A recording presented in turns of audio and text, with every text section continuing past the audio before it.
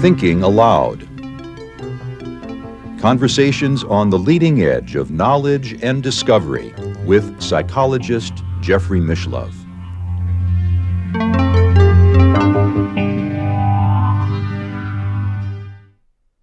Hello and welcome. I'm Jeffrey Mishlove. Today we'll be exploring ghost hunting. My guest is Loyd Auerbach, who has his master's degree in parapsychology from John F. Kennedy University. He is on the board of directors of the Rhine Research Center in Durham, North Carolina, where he teaches online courses in parapsychology. He is also past president of the Psychic Entertainers Association, and like me, he is a past president of the California Society for Psychical Studies. He is also the director of the Office of Paranormal Investigations and is the author of some 9 books, including Mind Over Matter, ESP, Hauntings, and Poltergeists, a parapsychologist's handbook, Reincarnation, Channeling and Possession, Psychic Dreaming, a Paranormal Casebook, Ghost Hunting in the New Millennium, and Ghost Hunting, How to Investigate the Paranormal. Also co-authored with Ed May, Joe McMoneagle, and Victor Rubel, ESP Wars, East and West. Once again, this is an internet interview, and now I'll switch over to the internet video. Welcome, Loyd. It's a pleasure to be with you. We've known each other a very long time, and it's been a long time since we've been together in the studio, so I'm delighted to be with you and to talk about ghost hunting, which I know is one of your passions. Yeah, thanks, Jeff. It's great to see you and to be with you on the show. So let's talk about ghost hunting. I've been fascinated lately in noticing that there are, I think maybe 20 or 30 groups of individuals, each of which has thousands of individuals on Facebook dedicated to what they call the paranormal, which in almost every case means ghost hunting. It's become, in the last 20 or 30 years, I think of it as sort of a booming new industry. Well, actually what's interesting is one of my students for the Rhine Center a couple of years ago as a project went online and found over 3,000 ghost hunting groups in the United States alone with active websites. So we're talking thousands of people. And you're right, actually it's been very active, especially since around the mid-1990s, but more so with a big hike in the early 2000s. Well, what do you account for this sudden growth? It really boils down to television, inspiring people to do it. And in many respects, it happened in the mid-90s because TV shows like Sightings were showing myself, Terry Gaynor, and a few other folks walking in with some environmental sensors. And these were, for the first time, relatively inexpensive. So producers started looking at what they could show on TV, even if it's not actually accurately using the equipment. So I guess the idea is that a lot of these people take it up as a hobby and in the hope that they will get on television. The number of people who I've run into who are ghost hunters who say, we're making a TV pilot, I can't even count anymore. It's just absolutely absurd because almost none of them actually ever get on TV or do anything. Well, you're in a unique position as a member of the scientific parapsychology community, but also a ghost hunter yourself, a practicing mentalist and magician yourself. You sort of bridge both the popular world and the scientific world. One of the things that I really intended to do getting into the field after grad school, and even with my first job at the American Society for Psychical Research, was to do that, was to really bridge the scientific world, hopefully bridge the scientific world of parapsychology and the popular culture. And I've been successful in a lot of ways. Unfortunately, I've been overshadowed by these paranormal TV shows, as have most of our colleagues in the last probably 15 years. It's a shame, but we still are able to attract people because we can educate them through the media. We have listeners, or viewers, I should say, for the New Thinking Aloud channel who call themselves ghost hunters and are eager to learn more about what professional psychical researchers and parapsychologists do in these situations. That's actually great. I've often felt that I've been beating my head against a brick wall in talking to many ghost hunter groups. First of all, I've gone to a few conventions, to ghost hunter conferences. I don't get to go to too many because most of them happen on the East Coast, and of course, they don't want to fly the actual experts anywhere. They spend all their money on the TV paranormal celebrities because they're almost fan fests in some respects. Mm-hmm. But what I find is there's a small percentage of people who actually are interested in hearing what we have been doing over the last 130 years. I mean, since the founding of the Society for Psychical Research. But it's a very small percentage. Most of them take everything they see as on TV as real. So when I say we don't investigate in the dark, they look at me like I'm crazy. Yeah, how else are you supposed to find a ghost if you don't go in the dark? Yeah, and that makes perfect sense when the ghost only appears to the family at 4:00 in the afternoon. It's really, I have to sit there and explain to them about patterns and things. But this is very true. In two instances, at two different conferences, I had someone after I spoke walk up to me and say, "Why should I listen to you? You don't have a TV show." Well, there you have it. But on the one hand, I suppose people in the field of psychical research in particular, actual case investigators get annoyed by all of these amateurs who are not only generating most of the publicity, but also giving the public maybe a misimpression about what parapsychology and psychical research is all about. Well, on the plus side, they don't ever use the word parapsychology, and rarely do they even know the phrase psychical research. So that's a good thing. They don't really get confused with us. But the downside really is these shows and these investigators, supposed investigators, are causing a popular folklore to have developed, which influences the way people perceive or assess their experiences. So people often are more afraid than back in the day when you were doing some field work and I've been doing field work for years. They immediately go to whatever the TV show is that they've seen. So they might go to demon immediately, or they might go to, the thing's going to hurt me, when in fact there's nothing actually happening that would even indicate that. Mm-hmm. Now, you've investigated, I'm going to say, countless cases. Yeah, I have not. Yes, that's true. I mean, probably more than you can count at the moment. It is true, yeah. And I think one of the important features of almost all of these cases, you're dealing with individuals who are troubled. That's the general thrust. I'd say that majority of those cases, people are calling for help. So even if the case turns out not to be paranormal or psychic at all, they're still calling for help. They have no understanding of what's actually happening. But there is a small percentage. I will say I get a small percentage of people who are curious. They have something going on in their house. They're not afraid. They're really curious. And those are some of the best cases. Mm-hmm. And then, of course, we have a small number of public places that we've gotten a relationship with to go back in and out. But most people are either terrified or at the very least annoyed. I've had some very annoyed people call me about their ghost sometimes. Well, the point being that I would think one of the very first prerequisites to become involved in cases like this is you need a certain amount of psychological sensitivity and sophistication. I think that it's important to have some understanding of psychology. I certainly don't have a huge psychology background. I have some. But maybe my experience as a bartender helped me also many years ago. It is important to learn how to read people and to assess what's going on from a personal perspective right up front. And part of what I teach, I'm actually teaching in the middle of teaching an advanced investigations course for the Rhine Research Center. And I've taught some field investigation courses as well. And one of the things I teach my students is that it's always better to have a case with more than one witness, because it's unlikely that both will be psychologically disturbed.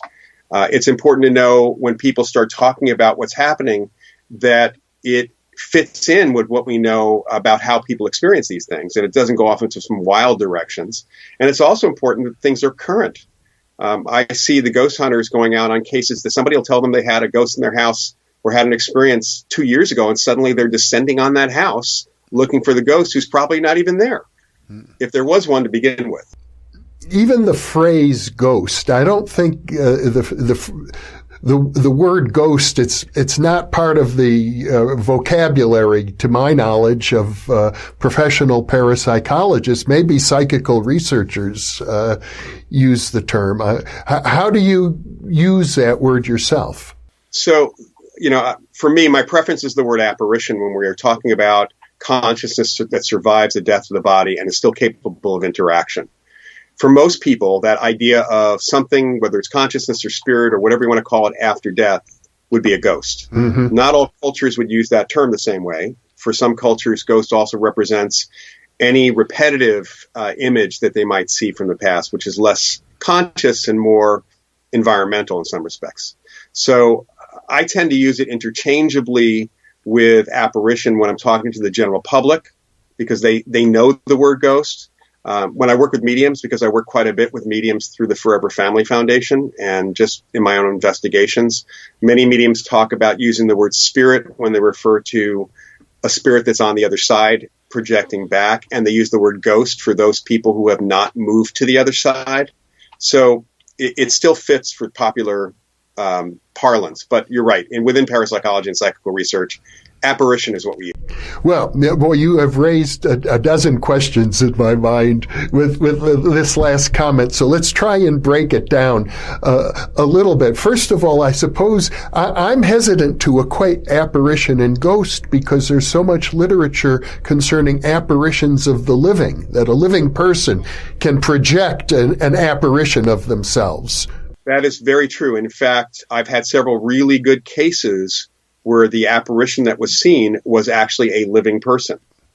And those were, to me, incredibly interesting because we were able to verify out-of-body experience at the same time so they were out of their body having some experience while people were seeing the ghost, the apparition in that sense. Most people think of apparitions of the dead. That's what people call us about. We rarely ever get called about an apparition of the living. Happens once in a while. But there are apparitions of the living, which can happen also during crisis, or they can be intentional. And, of course, we have deathbed apparitions, people who are on their deathbed seeing apparitions of their loved ones coming to take them to the other side, sometimes seen by people who are the hospice workers. So now this other phrase you've just used, the other side, and you suggest that a ghost is a dead spirit who hasn't yet gone to the other side, is dead, but on this side. That's an interesting phrase. That comes from mediums, but in reality, in many of our cases, we've had, whether it's a psychic or medium, or even witnesses, the people in the case, when they're not afraid anymore, and they've already had some form of interaction with the apparition. That's why they're calling to begin with. We get them past their fear. If they can then communicate with the apparition, whether it's them or a medium, we find that these apparitions that are in those places or sticking around have not moved on. They even say, I don't know what's next. I'm afraid. We have the fear factor of someone who is just deceased, who doesn't know what's next, so they don't even go there. I can't even say whether it's an existent level of existence. Of course, mediums use the phrase the other side all the time. Another form of existence or plane of existence, I couldn't even tell you what that is because I haven't died, so I don't. Well, sure. Not in a hurry. Certainly physical science has yet to develop any means of mapping what might exist after death. What we have to rely on are the reports of mediums and people who have experienced near-death consciousness. So there are a lot of mysteries associated with that. But I gather from reading your material that when you go in on a case investigation, you're open to using your own intuition, your own, let's call it remote viewing or impressions that may come to you while you're there, and those impressions may be of a clairvoyant nature. Yeah, over the years, and this is probably because when I worked at the ASPR back in the early 80s. The American Society for Psychical Research. Psychical Research, right. I was in the education department, so I was actually an interface with the media and with the general public. But I also spent a lot of time with Carlos Osis, who was the research director, who was a long-term investigator, and Alex Tanis, who was our psychic subject. He did out-of-body research. Had also done an innumerable number of investigations with Dr. Osis and on his own. And so I was influenced by both of them in the way that Alex really made it clear to me that, yes, you can be the scientist and gather all the data from everybody else, including other psychics that you bring in, but you should also go with your gut. You should always listen to what you pick up on. And because of a couple of specific cases that I had starting in the early 90s, and there's a little bit before that, but I had a couple of cases that really kind of opened me up quite a bit more to sensing these things. And I don't blurt them out. I keep it to myself until I bring all the other data together like Dr. Osis convinced me to do. But I do pay attention to those sorts of things, and I do feel I get some clairvoyant information from time to time. Now, earlier you mentioned the Forever Family Foundation, and I did prepare a very lengthy introduction for you with your many books and affiliations, but I didn't mention that one, so perhaps you could elaborate a little. Sure. I'm president of the Forever Family Foundation. It is a nonprofit, all-volunteer organization that supports the work of spirit mediums in the family grieving process especially, but also supports education and research in looking at survival of bodily death, life after death. So constantly putting out information from researchers. All of our conferences typically involve scientists and mediums, both sides of the coin. And I find that the mediums who have been tested and certified, because we actually have a certification process for the mediums, they are incredibly interested in the science. And this is the one thing that's really impressed me, is that the mediums have been, they want to know how their stuff works. And I don't see that, over the years, I've not seen that with general psychics. I typically only see that with mediums. And I tend to think that's because mediums deal more with people than psychics do. Psychics deal with information, mediums deal with communication, living in. Well, and so your work with the Forever Family Foundation has a lot to do with grieving individuals. We get a lot of grieving individuals. In fact, the organization runs grief retreats a couple times a year for people with the mediums. And I've seen some really amazing turnarounds for people with some of these mediums. And we're dealing with evidential mediums who have really been tested very well. I seem to recall on the website that there's a certification program. Yeah, so the process was designed originally by Gary Schwartz and a few others that were involved. That was before I got involved. And every so often they'll run a certification period where they actually will run some of these mediums through a series of readings with sitters who have actually been trained to not react and to really well assess their readings after the fact, to really know whether or not it's evidential. So we're really talking evidential, which means names, dates, and places, facts, but also part of the process of mediumship that's different than psychic information generally is personality. I mean, are they coming through with descriptions of personality? Are they coming through with, oh, he used to act like this, or his favorite saying was X, Y, and Z. Things that would never be written down anywhere. Those are all important as well. And then they're also given a little background check to make sure that at least we're not dealing with somebody who's a slick fraud. Mm-hmm. Well, historically, mediumship became a major fad in the 19th century and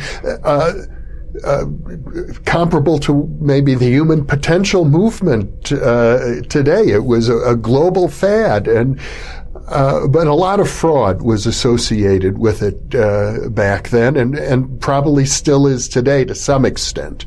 It is. In fact, some of the mediums were called celebrity mediums. Recently, the New York Times took a bunch of them to task, and I think even John Oliver did a rant against mediums. The sad thing is that there are some really great mediums out there, and then there are some phonies, and the phonies very often are a little bit more flamboyant or looking for more fame. And so those are the ones that actually are out there in the public, and they're not the best role models. They're not they're not the kind of people you'd normally send people to as a medium. Most of the mediums I deal with are regular people. You wouldn't know they were mediums unless they told you, or unless you saw them for a reading. You just wouldn't know that. They're average. They seem like very average, normal people. Mm-hmm. And you have, at this point, established, I'm sure, long-term relationships with some of them. I absolutely have, yes. With them, and also with a medium from Ireland I started working with a few years ago, who actually happens to be in California right now. Will be in New York shortly, Sandra O'Hara, and she's focused in Leslie Kean's book, Surviving Death. She's made a real impression on a lot of people. Very evident. I have talked to various people who have in particular lost a child, which is really hard on a parent, and have gone and sought consolation from mediums, and have come back really impressed, really convinced that their child communicated to them, their deceased child communicated to them through mediums. You've had that experience as well, obviously. I have watched that happen. The couple who started the foundation, Bob and Fran Ginsberg, had lost their daughter, and Bob was a major skeptic. Through a medium reading to one of their neighbors, their daughter Bailey, who had died in an accident, started coming through and got messages to them. And eventually Bob was totally convinced. He was tough to convince. Yeah. I've seen a lot of that. I do occasionally see at some of these meetings the one person who just cannot let go, partly because they blame themselves for the death of that child or that other loved one. And those people tend to seek out mediums again and again and again. And those are the ones that really, I think that the skeptics have always said, you shouldn't take advantage of that. The phonies are taking advantage of them. The problem is that these people, they also go to therapy. They're kind of, they're blaming themselves. They need more therapy than anything else. And I've seen mediums tell them that and tell them not to seek out other mediums, but they still do it. And there's nothing you can really do about that. The mediums will never see them again because they have recognized that this is a person is never going to let go unless they seek therapy. But nothing we can do about those individuals, unfortunately. Now, I have read in spiritual publications that consulting with mediums and even trying to communicate with a deceased loved one is a bad idea because it kind of keeps them attached to the earth. It prevents them from moving on to whatever spiritual evolution might be most appropriate for them. Have you heard the same? I've heard that over the years. It's more about hearing more that the ghosts or the apparitions stick around for their loved ones rather than the ones who project back from the other side. And what I've seen in these mediumistic readings is very fascinating, actually. And the mediums will often explain this, that yes, you can want to talk to your late father, but maybe he doesn't want to talk to you. So your mother comes through, and I've seen in some of these situations where the medium will start delivering a message, and the person will say, well, that's my mother. I don't want to talk to her. I want to talk to my father. And the medium will have to say, well, your father doesn't want to talk to you. Right? Or he's not around, or he's not coming through. Your mother has something. I don't want to talk to my mother. It's like, well, sorry, we can't do anything about that. The mediums have to make it clear that while the sitter might be putting the word out for who they want to talk to, it's really up to them. All the mediums I've talked to say it's always up to the folks on the other side whether they actually want to come through or can come through at the time or are busy. They might be busy somewhere. Probably the most famous case of a deceased child coming through goes back to the World War I period when Sir Oliver Lodge lost his son Raymond, who was a soldier, a British soldier, and Raymond began coming through various mediums. Oliver Lodge is one of the greatest scientists in British history. He co-invented the radio with Marconi, was the president of the British Scientific Society, and he published a whole book detailing many communications that he considered evidential that came from his own son. Yeah, and interesting, of course, that book is available on the Internet Archive for people to download for free these days. It's a fascinating book. I'm lucky enough to have a copy of that. Lodge wrote some really interesting stuff. He was a really good scientist. Of course, the skeptics today say, well, scientists are really easy to fool. And the people who are saying it are scientists, which is always interesting to me. Well, you are an accredited magician. You've been active in the field of magic, and of course, the amazing Randy, the magician, is probably most famous for promoting the idea that all magicians know that parapsychologists are easily fooled. But I'm under the impression from you that that's not the case at all. It is not the case at all. There are certain magicians, certainly, who follow Randy. There are even some mentalists. I'm a former president of the Psychic Entertainers Association, which is an international organization of mentalists. And a good percentage of those folks believe that psychic ability is real. They don't, they have differing ideas of how much that is. And then there are some who are very skeptical. Generally, our folks don't follow Randy at all because they know a bit too much about him and his behavior. Randy, I've had run-ins with over the years, and he misrepresents our field quite a bit. In fact, most of the skeptics misrepresent our field, although many of them misrepresent it because they don't bother to read anything. And they fully admit that they don't read anything in the field. Their feeling is, why would they? So Randy's whole thrust of, if you can duplicate it by magic, it must not be real, is countered by Hollywood, which duplicates reality regularly, and even before CGI, constantly. So that doesn't invalidate reality. Mm-hmm. And you really can't invalidate something because you can duplicate it in a special effects sort of way. And I know many magicians who have had psychic experiences while on stage during their acts. And that can be very scary for them. In fact, there was a story about one magician who actually had something happen on stage. When he clearly saw the effect was broken, it still worked. And he never performed that effect again because it freaked him out so much. Well, would you say that a knowledge of magic is helpful for people engaged in paranormal case investigations? It is, but a little knowledge is a dangerous thing. And I've even seen this with our colleagues over the years. The one thing I learned in magic when I really got into it and then switched over and learned more about mentalism. First of all, magicians do not know a lot about mentalists and mentalism. We have our own literature that is kept away from the main magic community. So there's a huge portion of information that if you just go into magic, you're not going to actually understand or be able to kind of sift through. And which a lot of it, which involves psychology. We deal with more of the psychology of the audience than anything else in reading people. The big problem, and this is something that Randy has never once mentioned, he has always said pretty much that he can't be fooled, or at least put out that impression that he can't be fooled. Every magician can be fooled. That's very clear. You go to a magic convention, even the best professionals, someone comes out with a new effect, they perform the effect, people rush up to buy the effect. Most of them have no idea how the effect was done. And that's why they're buying it. Some of them are buying it to perform it. Some are buying it because they want the secret. And that includes top professionals. So if you start learning magic, but understand that you may not be able to figure it out because you don't have enough, there's something new, or there's a different way, then you're okay. You're better off with that. I mean, I know that I don't know everything. But I've seen really interesting demonstrations by magicians. I have a friend of mine who was a sleight of hand expert who loved to fake out magicians. His goal was to do card tricks that magicians could not figure out, that they thought were a different method. And I saw him do it at the Magic Castle to some magicians. So it's always really interesting, the psychology behind it. People like Randy who would suggest that every experiment, every case field investigation should have a magician on staff. You're saying that's not the way to do it? No. First of all, having a magician on a field investigation will only help if that magician understands the role of perception in reality, not just the role of perception when it comes to cups and balls and card tricks. You have to actually understand how the psychology of perception and the psychology of deception.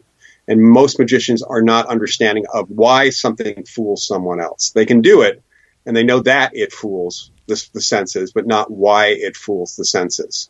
So that's an important factor, and it doesn't have to be a performing magician, although I will tell you that in my experience, having performed before an audience works wonders in understanding how people perceive things if you keep doing that compared to just reading the material or learning tricks. I think I'm hearing you say that your background in magic does help you when you... Yeah, it's helped me in understanding how people misunderstand things, how they confuse them. To what extent, in the many case investigations that you've been involved in, is fraud a problem? Such a small percentage. I'd say probably significantly less than 1%. And I will have to tell you that the fraud was not attempted or geared to, or aimed at the investigators. The fraud was generally aimed at other members of the family. I can think of only one case that I was brought in on for television that Kerry Gaynor, my fellow investigator, did for Sightings.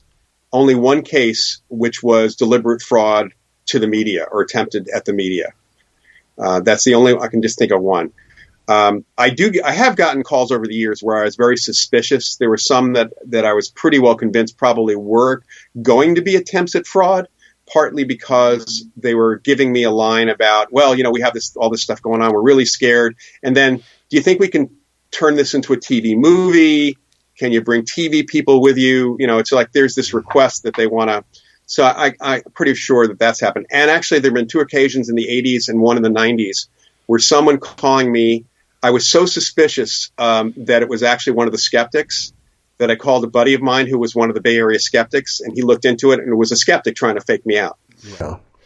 Right. I think that probably happens. Skeptics committing fraud in order to prove that they can fool researchers or fool gullible believers of the paranormal is probably a bigger problem than people committing fraud for financial reasons. Yeah, I've avoided all the ones where people think they want to sell a movie or something, but I've had some really significant cases where a family member was faking out the other family members for very psychological reasons. And that happens. But I also want to say that even in the best cases I've had, if you take the 30 things that they report as having to do with the ghost or poltergeist, and you start parsing them out, because we look at every individual incident, not just the overall situation, that a good percentage of the individual incidents are actually normal occurrences or clumsiness or something else that's been labeled as related to the paranormal because they got so freaked out to begin with that now they're just grouping everything. They're looking for something to label that way. Well, so that's not fraud. It's just human nature. On the other hand, there are some really extreme cases that have been reported. I know, for example, the Enfield poltergeist written up by Guy Lyon Playfair, the late Guy Lyon Playfair, who was a superb investigator, included just about everything you could imagine. Voices coming out of nowhere, levitations, objects being thrown around the room, people actually levitating. Have you found extreme cases like that in your own investigations? I have not had extreme poltergeist cases like that. I've certainly seen things move, actually. We've had some cases with breaking objects and flying objects, although rarely do we get to see that happen. But nothing quite that extreme. However, I did have a case years ago when we had our graduate program at JFK University where a woman claimed she was being choked by an entity, by this shadowy figure. And she had an attack right in front of me and Sharon Salfin, Jerry Salfin's wife, now Sharon Frankmont, after they got divorced. Sharon being an amazing psychologist and psychic, so who picked up zero. She picked up nothing. But this woman fell on the ground. I actually, because of the circumstances, saw that this was about to happen. I guess my intuition had the spooky music playing in my head right before it started. And she fell on the ground. I caught her before she hit the ground. Her hands never touched her throat. Her throat bulged out like a bullfrog's. 4 depressions formed on one side, 1 on the other. And then she squeaked out, "Get it off me." So I yelled at it, whatever it was, and it stopped, which frankly amazed me. Sharon picked up nothing. We then, as we were finishing because we had just gotten started with our interview with her, as we're finishing our interview after the fact, after she calmed down, it was purely psychological. It was related to recovered memories of her father molesting her as a child. and the fact that she was going to see a therapist. In fact, the attack started right after the first time she went to a therapist and talk about her father that way. So she was pretty much trying to shut herself up because she was embarrassed and guilty. So we see things like that, which are, to me, very extreme. I mean, this woman thought it was a shadowy entity. She could have easily called it a demon or something else. And we get those kinds of impressions from folks as well. Well, in other words, the demon in this case was a memory of having been sexually abused as a child.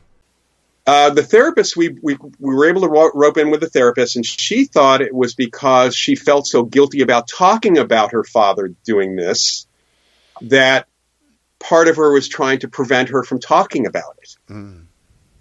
That's hence the throat piece, the speech box. But it's kind of a monster from the id. That's a wonderful phrase. Yes, Forbidden Planet. Yeah, which to me is one of the best poltergeist movies ever. Mm-hmm. I have to say it's one of the best movies ever, as far as I'm concerned, of all time. I would say it's a fabulous script. Of course, it came out. I was like an 8-year-old kid when I saw it.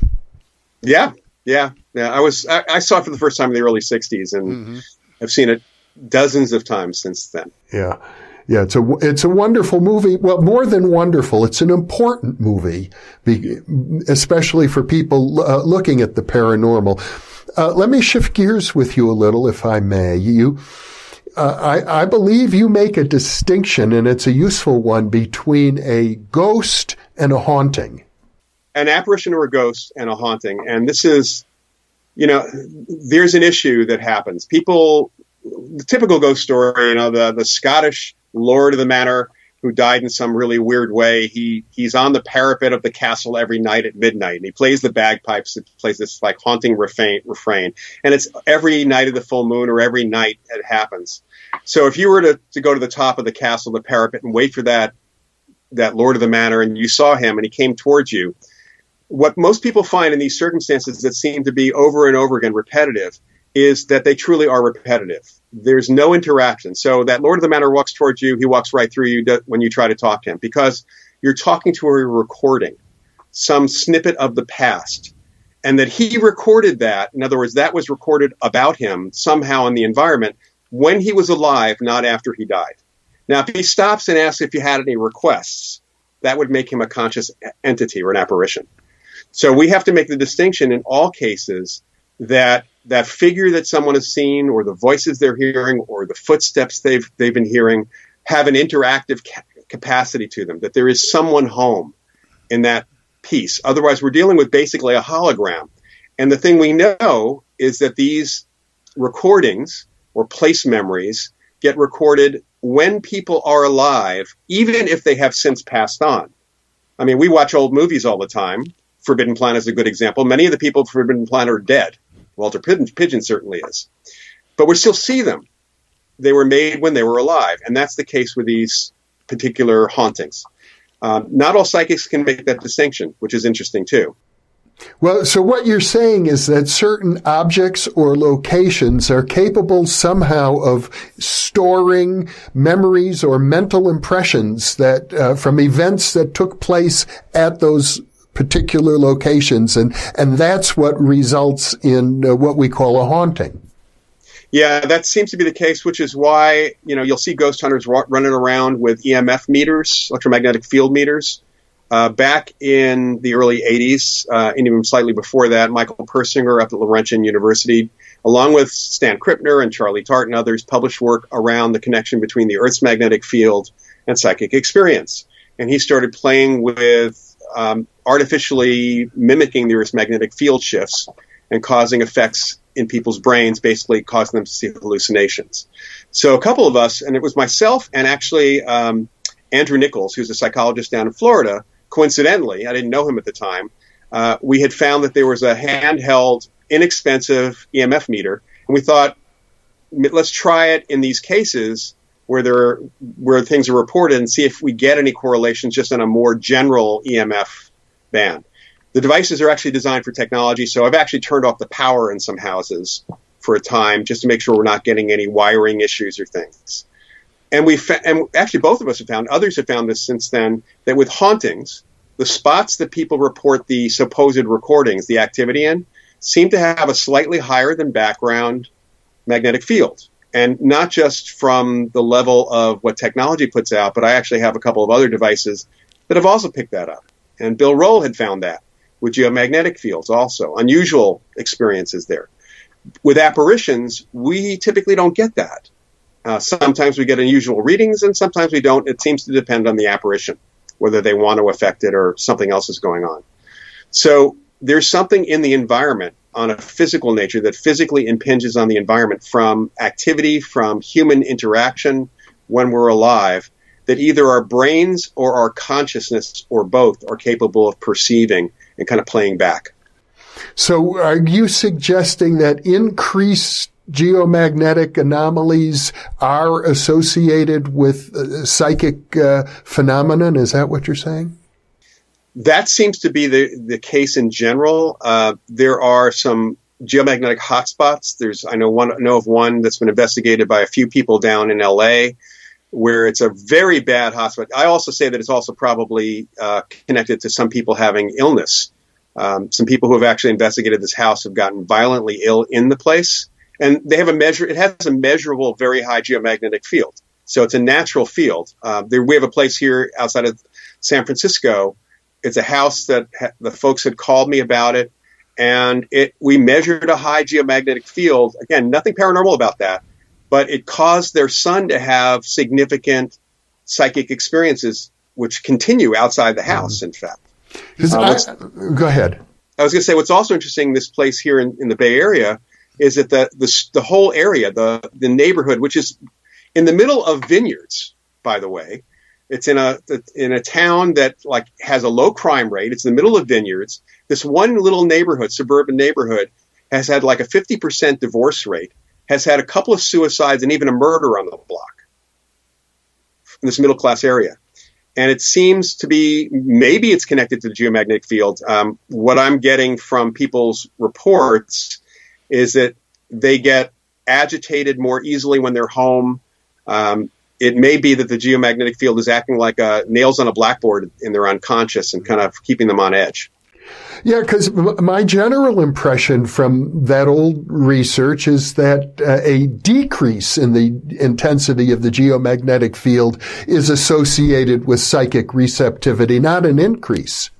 The increase, from what Persinger's research showed, it seemed like the general trend was the decrease was more activity on the clairvoyant and telepathic range, and an increase was more psychokinetic and possibly precognitive, although Scott Rogo had some issues with that as well. But I think also the increase influences people's emotional state, and that can have an impact. Mm-hmm. So when you go out on a case, there are many, many factors that you're paying attention to. The magnetic fields, the psychological environment of the individuals involved, the possibilities for deception and or illusions that might fool the senses. Yeah. We're looking at everything. I mean, really, the goal for most, I will be honest, the goal for most investigations that we do is not necessarily to follow the scientific method, because the goal in most calls that we get is, can we help the people? Mm-hmm. And by the way, that would include possibly the apparition, because that ghosts are people too, of course. But we do try to help the people, and that means understanding what looks like it's going on, how much is not paranormal, where the phenomena falls into our categories, and what we can actually help them do about it. But we're using every tool we possibly can. I am using EMF quite a bit, but a lot of times with apparition cases and poltergeist cases, you get zero changes in the electromagnetic fields in the area. So that may be telling for a haunting, for that imprint, but it's not very helpful in other areas. Mm-hmm. You have indicated to me that there's a growing industry of manufacturers supplying technological products or quasi-technological products to this new army of ghost hunters.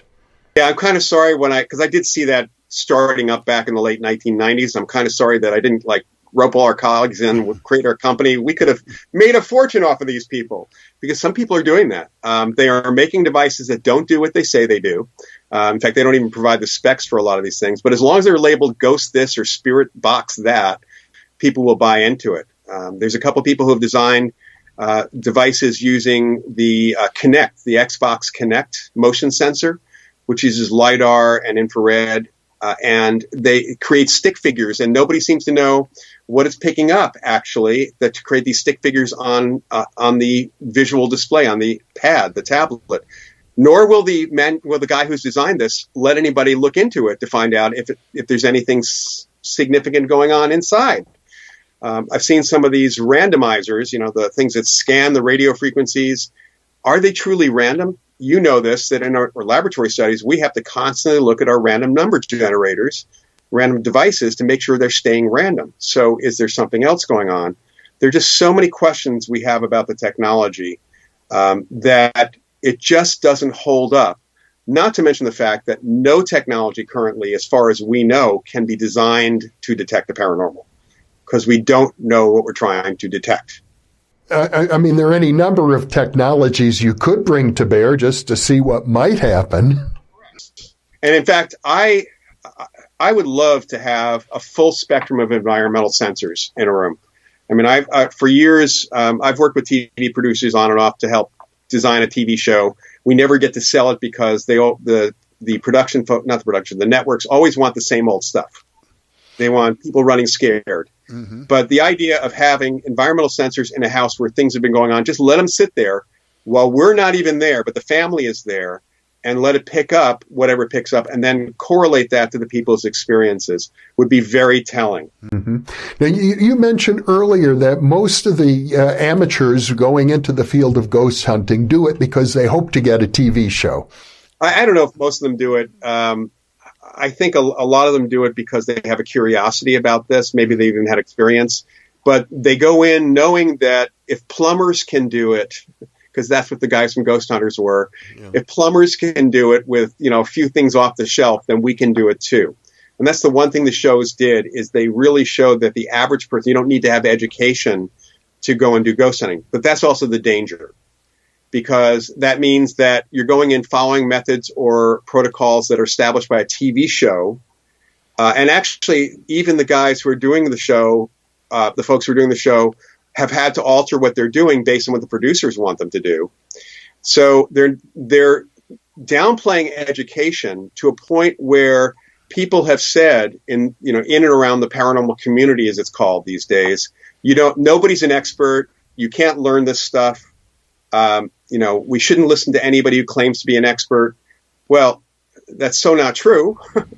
You can teach the investigation methods. You can even teach people to be psychic. I mean, all that's been well established in our field. Mm-hmm. Now, but you also happen to be very knowledgeable about the media, not only because you've been on umpteen programs, but because your father was a media executive, as I recall. That's correct. My dad actually started out as a stage manager and worked his way up eventually to a producer. He was with NBC Sports, actually produced the 72 Olympics, the game of the week all the time, and then he was a vice president of programming at NBC. When he left NBC, he handled the international broadcast of both the Tournament of Roses parade and the Rose Bowl for many years, as well as other things. Plus, my uncle, his brother, was a soap opera director.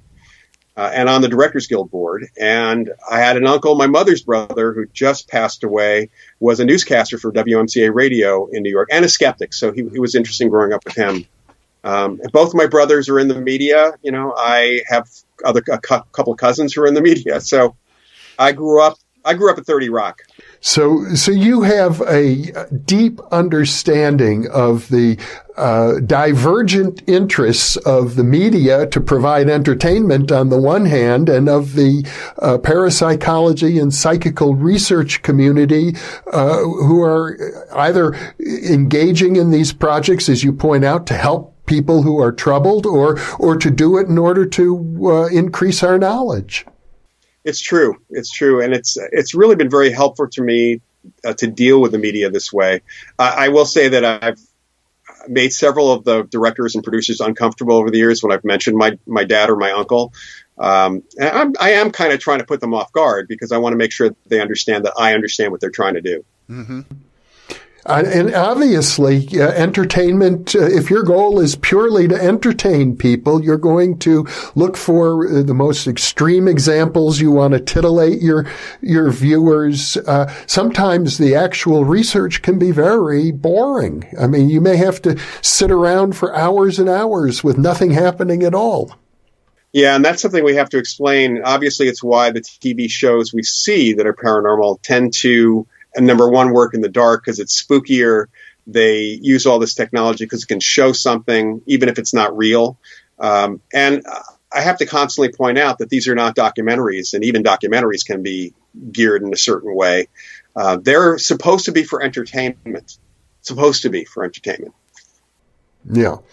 And so naturally, there's a tendency to make claims that are well beyond what anyone in the scientific community might wish to claim about these things. But on the other hand, I have the impression from you that when it comes to the question of survival of the human being, post-mortem survival, you seem to be pretty clear in your own understanding. For example, when you said ghosts are people too, that you accept survival. I do accept survival. I will tell you honestly that I wasn't sure about it when I got into the field. It took a few years, and it really was a couple of cases that I had starting around 1984 and 85 that I just could not accept that it could be some form of superior ESP happening at the time.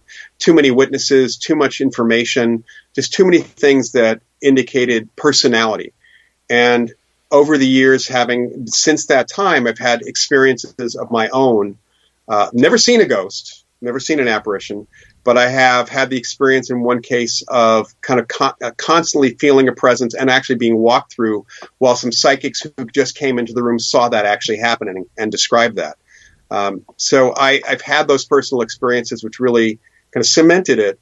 But looking at the evidence since the mid 80s, when I really started looking into the literature, into the experiences people had and the patterns, there just seemed to be clear support that something is going on. There is some consciousness after death happening. Mm-hmm. Well, another important part of the work that you do, since you're working with so many mediums and you will bring intuitives and psychics in on cases, is how you relate to these people.